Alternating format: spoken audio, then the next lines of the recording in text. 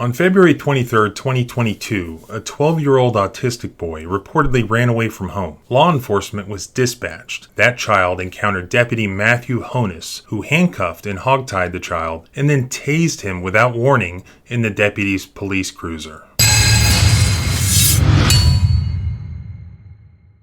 This happened on February 23, 2022 in Jackson County, Kansas. Although the officer was fired, the government is doing what government does. It's hiding the video footage. Also, the government is protecting a bad cop who is a threat to public safety. They fired him, then they let things settle down for a while. Then, when it's no longer in the news, the officer pops up somewhere else and continues working as a police officer. I know you guys like to see footage, but bear with me here for just a couple of reasons. One, those of you who follow my work and my content know that I continuously have to fight in order to use important police footage in my videos. That means delays in putting out consistent content. Here, unless they want to censor my words, they really can't stop me. Two, we need to help spread the word and keep the pressure on government officials in Kansas who are hoping this goes away. The footage needs to be in the public domain and seen by anyone and everyone. That, in turn, may help to get real accountability for this police officer, Matthew Honus. There was no report of the child committing any crimes other than running away from home, which perhaps is some juvenile delinquency status offense under state law in Kansas. There was a history between this child and the officer previously. Deputy Honus had previously encountered this child and was aware that he was autistic, and during the prior encounter, there was also a physical struggle, according to a report that disciplined the officer. But no details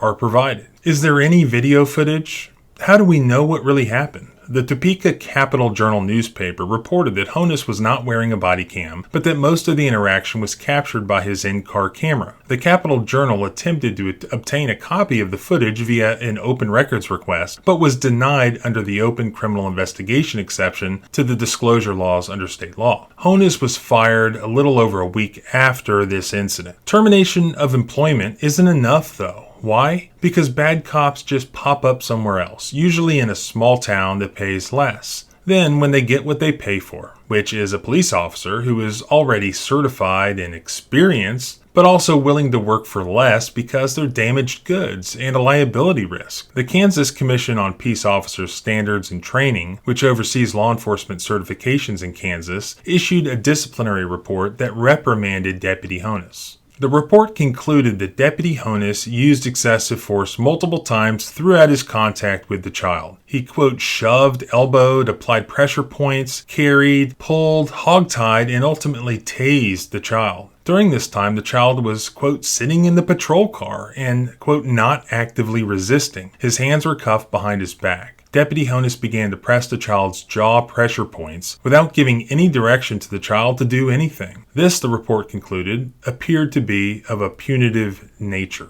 But it gets worse. Deputy Honus refused and canceled assistance from two other available police officers. He chose not to use de-escalation techniques. He failed to use the other options he had in restraining the child. He said that he was going to call a transport van, but he did not. On several occasions, Deputy Honus applied pain compliance techniques without even telling the child what he was supposed to do. He told the boy, when the other guy gets here, you're going to hurt more. He also said, here's the deal. You do anything you're not supposed to do, I will tase you again. The report ultimately concluded that Deputy Honus engaged in, quote, unprofessional conduct, which at least in part is defined as, quote, using excessive physical force and carrying out a law enforcement objective. The report, for purposes of law enforcement discipline in Kansas, then defines excessive force as, quote, physical force greater than what a reasonable and prudent officer would use under the circumstances. Unfortunately, the report merely reprimanded Deputy Honus rather than revoke his certification to continue to work elsewhere in Kansas as a police officer. Isn't it crazy that I just did another hog-tying video where there was body cam footage out of Colorado? And in that video, I discussed some rare hog-tying law that existed in the 10th Circuit. Well, guess what? It can be confusing to understand which states are in which federal circuits. But guess which federal circuit Kansas is in? That's right, the 10th Circuit, just like Colorado in that video. Remember what I said in that other video. A quick glance at the case law there shows anyone who bothers to look that hog tying is a terrible idea for a police officer, for anyone. But we know police officers, don't we? They live for the most part in a world with no accountability. That means that they don't learn from their mistakes, and they certainly don't bother checking the case law in the first place, because they don't need to. So, runaway 12-year-old autistic boy, what the hell? Let's hog tie him.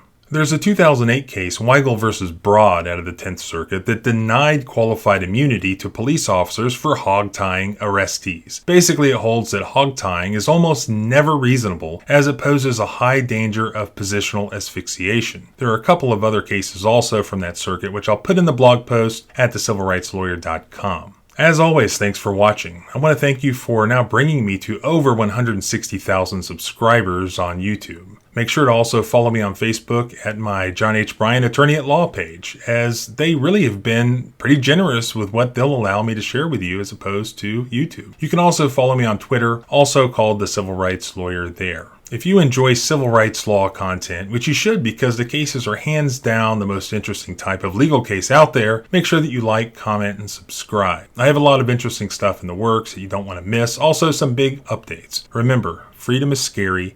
Deal with it. I'll see you next time.